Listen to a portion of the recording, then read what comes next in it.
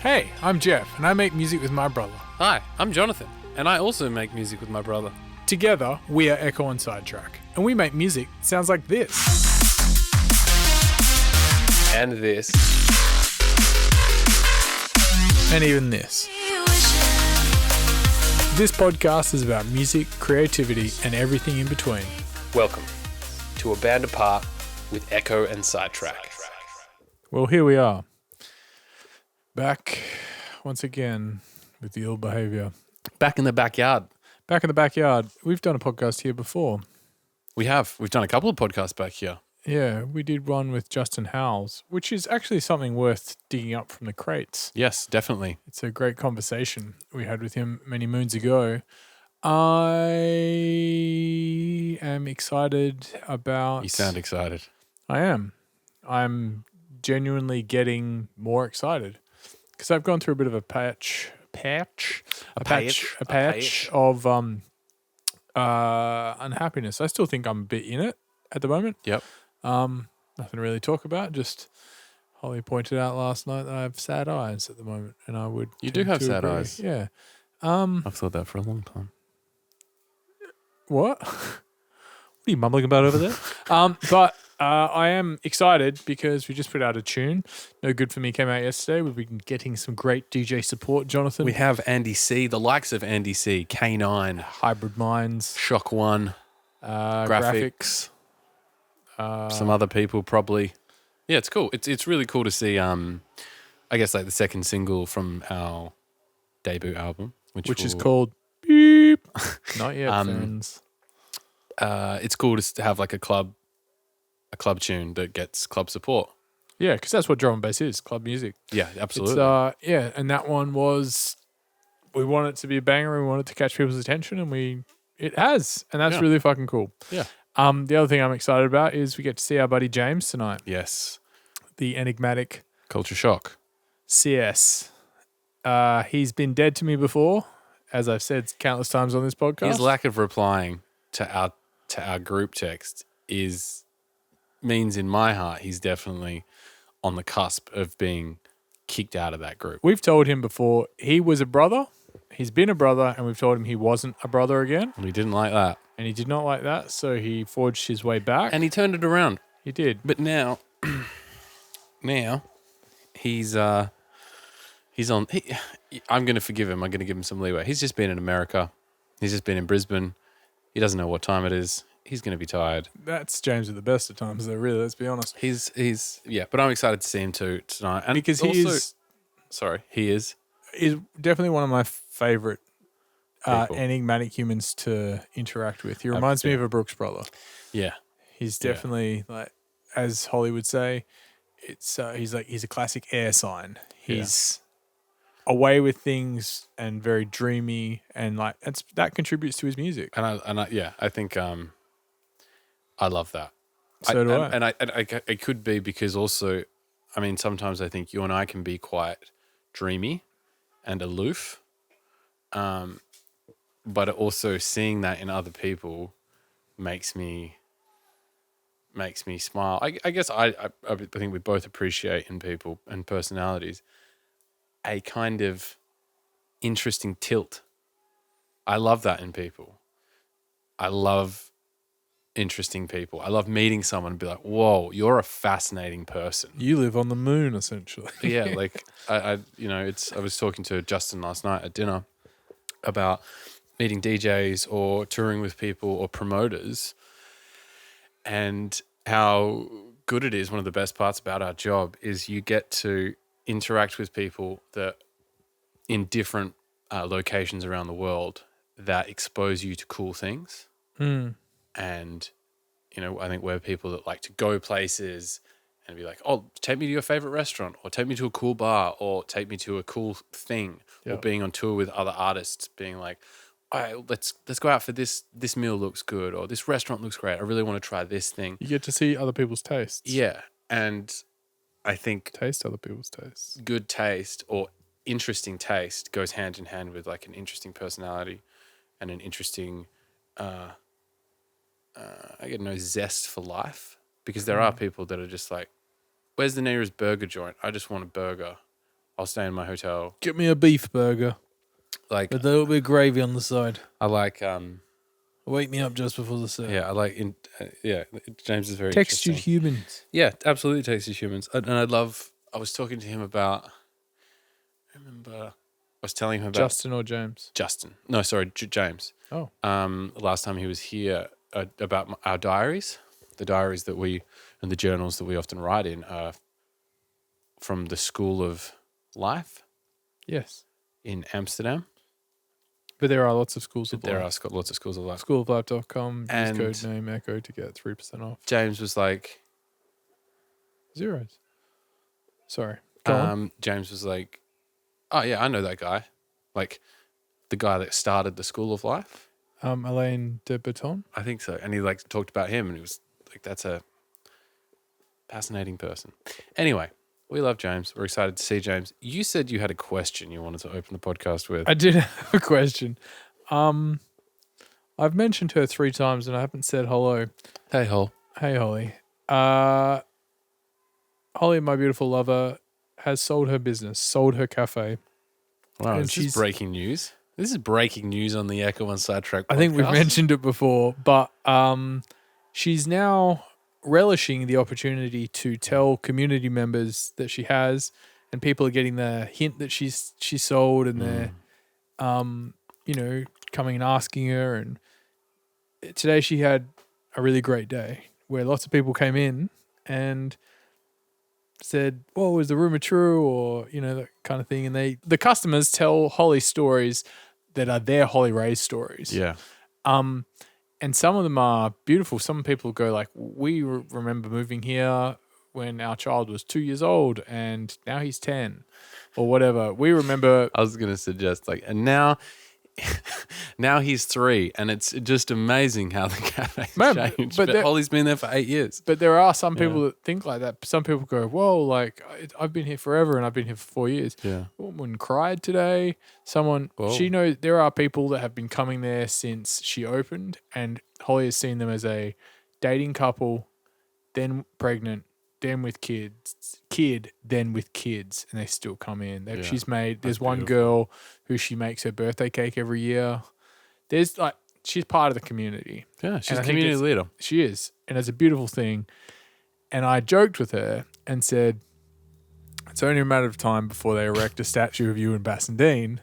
And she joked. She said, the statue would have leggings with cake batter on them, and maybe she'd be holding a cake or something. I joked she'd be holding a football, as some statues in Australia are, sports stars. What would your statue look like? How would you be enshrined? And where? Question: how would you be enshrined? Great question. I think I can't think about this too much because there's too many. I'd like a few different statues because I feel like I've had a few different lives, or at least impacted a few different places that I've spent an amount of time. Okay. Or if you split my life up to, if you split your life into pieces, cut your life into pieces. Cut my life into pieces. This is my last resolve. Suffocation, my granddad. I think the first thing that comes to mind is a really overdramatic, almost Leninist type of statue where I'm doing something I cannot do in real life. Like lifting a bull above your head. Lifting a bull while there's a crowd below me applauding, and I've got, I don't know, a parachute on and a gun in my hand, or something just so absurd. Yes. That when I died, or this may be post-death, I want something that people see the statue and go, "Who the fuck was that guy?" And someone's like, "I don't know, but he did all this mad shit." But in reality, I didn't. And it's the absurdist continuation of my life beyond me. You could get that made. It would probably cost you a pretty penny, but in the future, you might be able to get yourself bronze. So that's the ridiculous idea. Yes. If I was to do a serious one, Where would the ridiculous one be? Oh, completely random spot. Like, I mean, in Perth, or maybe Kalgoorlie, actually, Where you were born? where I was born. It would be like a. It would be. It would be like a. He was born here. This adventurer. He was one of Shackleton's 28. Like just like a fucking ridiculous story. It's situated at the edge, the furthest edge of the super pit, and whenever the super pit expands, it gets moved slightly. So I'm watching over. Yeah. So that would be my ridiculous one. My realistic one, would probably be at just outside the community centre at Seacrest Park, and I think I would be, which is in Sorrento, and I think I'd be, with headphones on, Yeah. and maybe like a DJ setup, Yeah. but also have a laptop, and then holding a baby, and it would underneath. You'd be like forearm. Underneath, Goro. it would say, "You can have it all." Jonathan. Hansen died And 2025. Died here. Yeah. Having it all. Having it all. I was going to suggest that it's at Seacrest Park and it's a statue on the ground. It's like a bronze statue of a person crawling along because you used to like make your way so hungover across that park to work. That would be funny. And it would be like almost like someone doing the Kokoda Trail. Yeah. But it would be the trail from mum and dad's house to White Salt. Yeah. And almost like a reverse version of Han Solo and Carbonite. Like, watch out for the crawling man. Yeah. What was he crawling for? And there's like a couple of pills trailing behind me, and a half. He'd had some ecstasy. Half pack of cigarettes. But it smoked. It was live. It smoked. Steam came out of it every fucking minute. I don't think. I don't really know. And just before I ask you what your statue would be, I think I only know one person that would get a statue of a community. I only know one real like community leader. He's one of Sam's friends. His name's Mark Foreman, and he's like, he's been on the radio. He's like, You've been on the fucking radio. no, but he's literally like a community leader. He's a politician. He could easily run for local politics. He's like a. It doesn't mean he gets a He's statue. but he could get one at like the Sorrento cricket team. He's like on the board. He does interviews. He's on ABC. His family has been in broadcasting. He's like Foreman. Yeah, Foreman? Glenn? Maybe. I know Glenn Foreman. His dad was legendary. His dad passed away. His dad was legendary. His dad passed away about 2 years ago. Not 2 years ago, more like 10 years ago. Wally Foreman. I think that was maybe. Yeah, maybe that was Glenn him. Foreman. He used to rap. He used to be a really good battle rapper back in the day. His name's not Glenn Foreman, but maybe that's for his brother. I don't know. But every time You want to give him a statue, though. Every time I hear the word community leader, and he's not going to hear this, but I always tell him, because he had some questions about doing celebrancy. Oh, yeah. Because his friend wanted him to marry him, and I said you should do it because you're such a good auteur and. This podcast is fucking going nuts. Screams from the local soccer team. You're such a good auteur and you are a community leader. Okay. Anyway. Is that what you view a community leader is? Is that what you get a statue for? I reckon you get a statue for a feat. Realistically, FEAT. he's more likely to get a statue compared to me for feats that I did not do. What would your ridiculous statue be? First. I like the way you deflected into two ridiculous statues. You never gave me a really serious answer. The second one was very serious. He died here having it all, holding with 4 arms. Ridiculous statue would be at our old high school, and it would just portray me to be 6'8", A Goliath of a man. a Goliath of a man, and just like inspiring, just like looking out to see. Yeah, like a Look, it's big enough that if you climb the stairs, like the 4 stories staircase, you can see the ocean. And it said Jeff was always looking over the horizon. he was often not paying attention and dreaming of being elsewhere. And you can too. Oh, that would be good. I like the idea of it being 4 stories high. Yeah, just fucking ridiculous. Like, and people go like, "Was he really that big?" Nobody knows, but some suspect he was. And my ridiculous one, yeah, I'd want my statue to be inspiring. That's your ridiculous No, that's my serious one. Okay. And my ridiculous one, Seems fair. maybe I reckon it'd be cool to pay for a Perth dance music statue and have it be near Shape nightclub. I think that's not a dumb idea. I think that's a very good idea. I think it would be cool if you kind of reenacted the flag going up in Okinawa, the famous statue in America of But the have World War II. someone handing a USB to someone at the top. Yeah, and it's kind of that kind of thing just on the corner of near Shape, and it's like Now Barbess for people listening in Perth. and it's like us, it's Carl, Shock One, it's Grant Calavera, Tony, Fendi, Saren, Daniel, like Rob Swire. We've got older players in It's there as well. just Hutcho. Paul Ohana, Hutcho, Greg Packer, Paul Ohana. Paul Ohana. You remember him? He was the Hawaiian techno DJ. Remember we always used to say Paul Ohana's burgers are the best burgers. And he used to give them out while he played. I must be misremembering. Paul Ohana. Yeah, well, it's just an interesting kind of thought, I guess, about it. Yeah, how you want to be remembered, maybe, but also again thinking about what you've done. I think statues are so. It's a pretty antiquated idea. No, but I really like that idea. I think they're around a lot less now.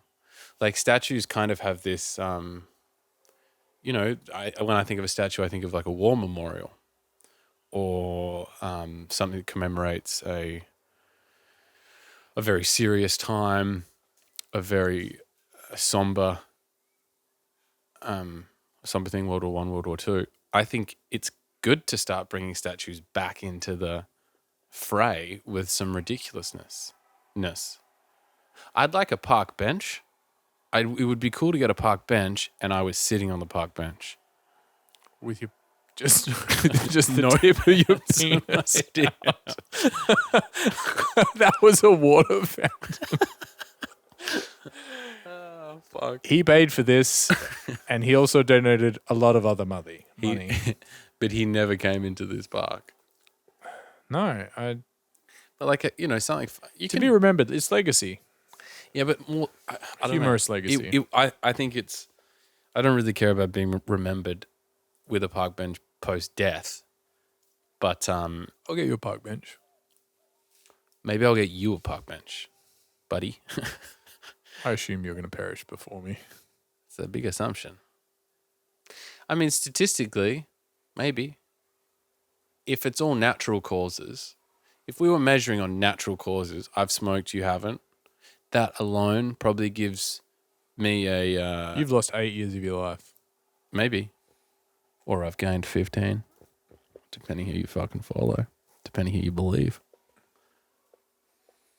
I'm part of a Reddit subforum. Smoking gives you energy. Take a look at my mum. She's 36 and she looks like an angel. Smoking gives you energy. Spelled NRG. No, I think... if you've got any ideas about statues you'd like to see, get in touch. Or if you've seen a great statue... let us know. Maybe we can find one. Or if you'd like to fund our statue... I think it would be a handsome ransom. I reckon you could get a cast. Bronze, it would be pretty pricey. And also placing it somewhere, unless you knew the people. Like, I reckon I honestly think we could get a statue somewhere through our connections of people. Not get. I think we'd still have to pay for it and everything. Oh, yeah, of course. It's not like make me a statue. Yeah, of course. But It's not going to be in the middle of Northbridge, but Like, it'd just be cool. It's like outside micrology. Paddy Hannon style. Like, yeah, it's the Yeah. water tap. Yeah, that's sick. On Hannon Street in Kalgoorlie. I was dreaming of a white Christmas. No. Did you have anything to ask me?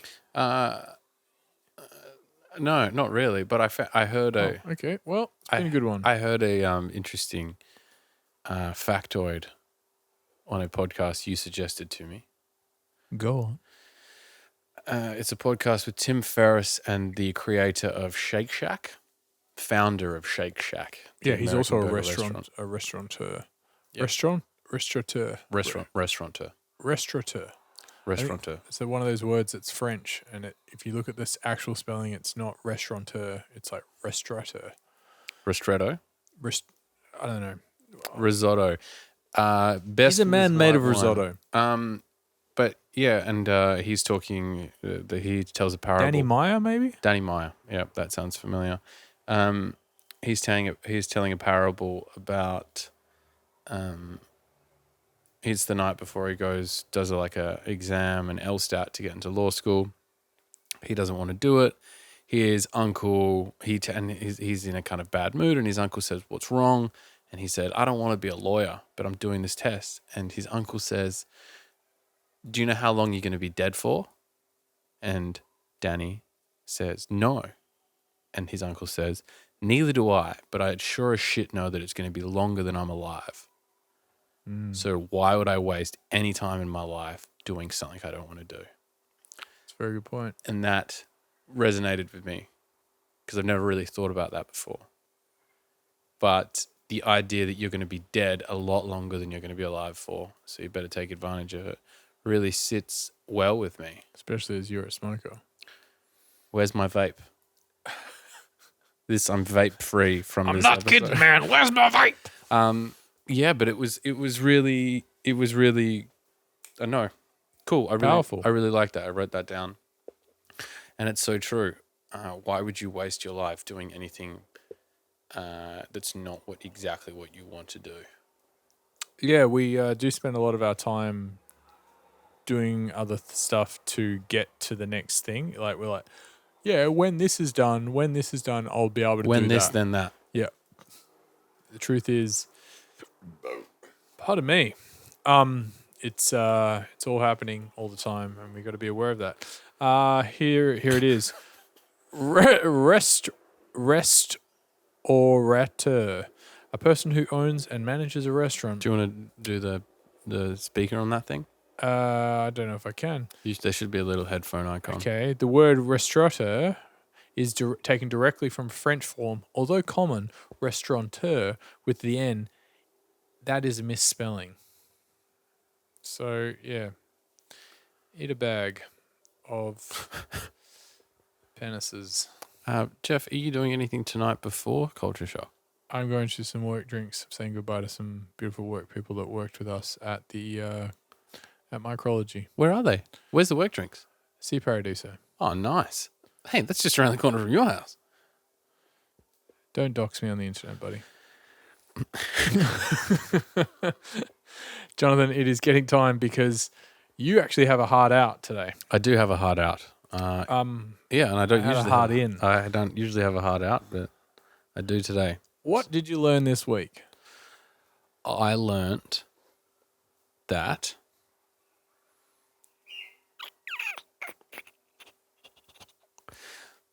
cooking a hash brown, shallow frying a hash brown in oil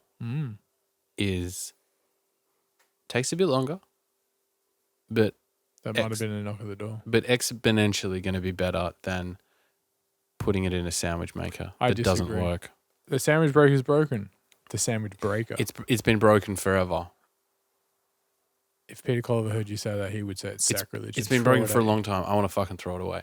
But that aside, still does the job, bro. No, it doesn't. One side doesn't work.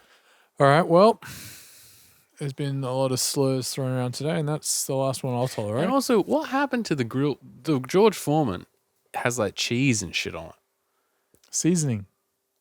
You don't clean a barbecue. It's not a 1,000-year-old egg It's a 1,000,000-year-old egg. or a stock from the late Cretaceous period. It's a beautiful object. It may as well be. It's got as much flavor. Have you ever thought about you should start making a soup and see how long you can keep a soup going. Keep it on just a rolling boil. Yeah. I don't live in a place big enough to keep that rolling. Yeah, you do.